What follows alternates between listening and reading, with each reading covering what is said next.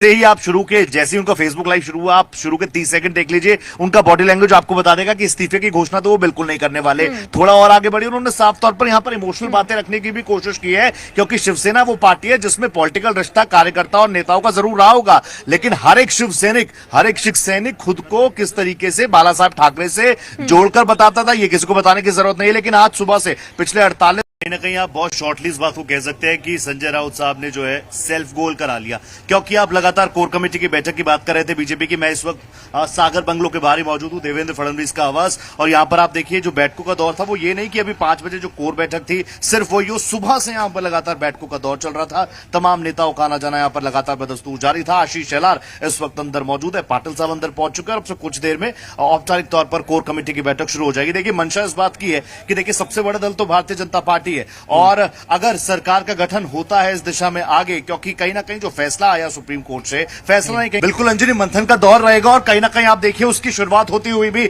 नजर आएगी। अब से कुछ देर पहले शरद पवार अपने आवास से निकल चुके हैं, हम वहीं पर मौजूद थे, उनके घर के बाहर हम लोग मौजूद थे, और शरद पवार जो है अपनी गाड़ी में बैठे हुए थे, बहुत ही कूलली बैठे हुए थे, कामली बैठे हुए थे। न्यूज़पेपर उन्होंने खोला हुआ था, लेकिन बड़ी खबर यह है कि 11:30 के आसपास उनकी मुलाकात होने वाली है संजय राउत से। कल संजय राउत ने जो बयान दिया उसके बाद कहीं ना कहीं राजनीतिक हलकों में हलचल मचना बिल्कुल तय था, लेकिन उसके बाद जब वाईबी सेंटर चवान के सेंटर में एनसीपी के बड़े नेता पहुंचे, अजीत पवार वहां पर मौजूद थे, छगन भुजबल वहां पर मौजूद थे, हर एक चेहरा वहां पर मौजूद था, वो लगातार मंथन कर रहे थे। और उसके बाद जब मीडिया को ब्रीफिंग दी गई, बड़ा संदेश वहां से दिया गया कि देखिए एनसीपी शरद पवार के नेतृत्व में यह फैसला ले चुकी है कि वो महाविकास अघाड़ी को बचाकर रखेगी, अंतिम सांसों तक लड़ेगी, और अंदर से यह भी खबर छनकर आई थी कि फ्लोर टेस्ट के लिए अब सबको तैयार हो जाना चाहिए। लेकिन यह मुलाकात जो होने वाली है संजय राउत और करते जा रहे हैं मनदीप महाराज सरकार पर, और खासकर अगर बात की जाए एनसीपी कांग्रेस का तो ठीक है, वो तो पहले ही कह चुके हैं कि अगर सरकार गिरती है तो हम विपक्ष में बैठने को तैयार है। दिक्कत सबसे ज्यादा यहां पर है, संकट के सबसे काले गहरे जो बादल हैं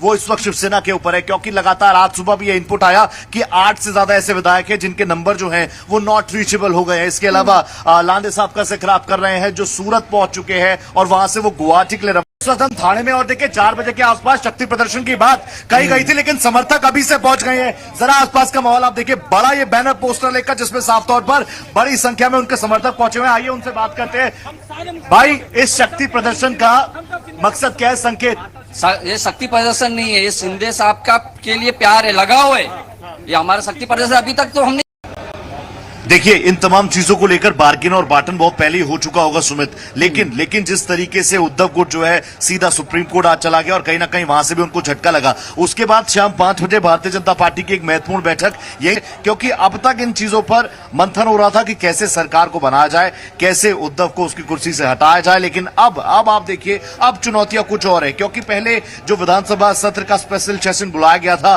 2 और 3 तारीख को, उसे भी एक दिन के लिए आगे पोस्टपोन किया गया, अब वो 3 से 4 में होगा। ऐसे में बिल्कुल पहली परीक्षा में पास हो गए, डिस्टिंक्शन के साथ पास हुए 164। राहुल नार्वेकर को मिला सपोर्ट, और आप देखिए अब बहुत क्लियर हो गई है तस्वीर। विधानसभा अध्यक्ष राहुल नार्वेकर साहब को चुना गया, और कहीं ना कहीं बड़ी पटकनी उन्होंने दी है अपने सामने वाले प्रतिद्वंदी को, साल्वे साहब को। लेकिन देखिए परिस्थितियां बहुत माकूल है एकनाथ शिंदे के लिए, भारतीय जनता पार्टी के लिए। कल की तस्वीर जैसा अंजनी हम लगातार जिक्र कर ही रहे थे कि वही मेंबर्स है जिन्होंने आज वोट किया है, वही मेंबर्स कल भी वोट करने वाले हैं। बहुत ज्यादा बदलती हुई तस्वीर नहीं, 164 का आंकड़ा जो कि बिल्कुल फुल प्रूफ स्ट्रांगली खड़ा हुआ। 99 पर ऑल आउट, 99 पर ऑल आउट कह सकते हैं शालिनी आप। लेकिन देखिए आज की बड़ी तस्वीर यही है, 164 वो आंकड़ा, क्योंकि हम पहले कह चुके थे कि 164 से 163 होने की भी थोड़ी सी भी संभावना नहीं है। कल ही ये बिल्कुल साफ हो गया था स्पीकर का चुनाव जब हुआ, राहुल नार्वेकर को जिस तरीके से चुना गया,